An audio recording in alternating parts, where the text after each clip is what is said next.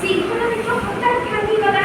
ସିଂହଟା ଯେଉଁ ଶୋଇଥିଲା ବିଭୋର ଭିତରେ ଶୋଇଥିଲା, ମୂଷାଟା ଯେତେବେଳେ ଯାଇକି ତା ଉପରେ ଚଢ଼ିଗଲା ଭୁଲରେ, ମୂଷାଟା କିନ୍ତୁ ଜାଣିକି ଚଢ଼ିଗଲା। ସେ ଦୌଡ଼ା ଦୌଡ଼ି କରୁ କରୁ ଭୁଲରେ ଚଢ଼ିଗଲା। ତ ସିଂହର ପେଟ ଭାଙ୍ଗିଗଲା। ସିଂହ ରାଗି ଯାଇକି ଗର୍ଜନ କଲା, ଜୋରରେ ଗର୍ଜନ କଲା।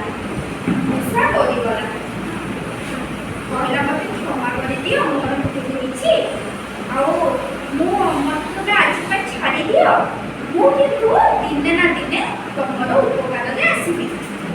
ଏ କଥା କିଏ କହିଲା? ମୂଷା କହିଲା। ସିଂହର ଉପକାର କରିବ ବୋଲି ମୂଷା କହିଲା। ସିଂହ କ'ଣ କଲା?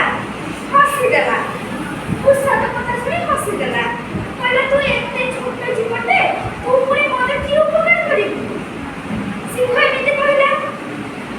ମୂଷା କହିଲା ନା, ଦେଖିବ ଦିନେ ମୁଁ ନିଶ୍ଚୟ ତମର କାମରେ ଆସିବି। କିଏ କହିଲା କଥା? ମୂଷା କହିଲା ଯେ ମୁଁ ଦିନେ ନିହାତି ତମ ଉପକାରରେ ଆସିବି। କିଛି ଦିନ ବିତିଗଲା। ଦିନେ ଶିକାରୀଟିଏ ଜାଲ ବିଛେଇଥିଲା।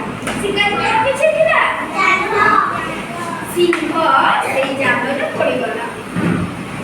ସିଂହ ସେ ଜାଲରୁ ବାହାରି ପାରୁନଥାଏ। ଜାଲ ଭିତରେ ସିଂହ ଛନ୍ଦିକି ରହିଯାଇଥିଲା।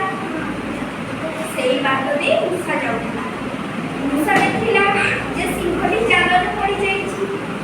ମୂଷା କ'ଣ କଲା ନା, ତାର ପୁଣି ଦାନ୍ତରେ ଟିକି ଟିକି କରି ଜାଲଟିକୁ କାଟିଦେଲା। କିଏ ଜାଲ କାଟିଦେଲା? ମୂଷା। ମୂଷା ଜାଲଟିକୁ କାଟିଦେଲା। ଆଉ ସିଂହକୁ ତା ଭିତରୁ ବଞ୍ଚେଇଲା। ସିଂହ ମୂଷାକୁ ଧନ୍ୟବାଦ ଦେଲା। କିଏ ମୂଷାକୁ ଧନ୍ୟବାଦ ଦେଲା? ସିଂହର ଜୀବନକୁ ସେ ବଞ୍ଚେଇଥିବାରୁ ସିଂହ ମୂଷାକୁ ଧନ୍ୟବାଦ ଦେଲା। ସିଂହ କହିଲା ହଁ ତୁ ଠିକ୍ କହିଥିଲୁ, ତୁ ଆଜି ମୋର ଉପକାରରେ ଆସିବି। ତାପରେ ଦୁହେଁ ସାଙ୍ଗ ହେଇ ରହିଲେ।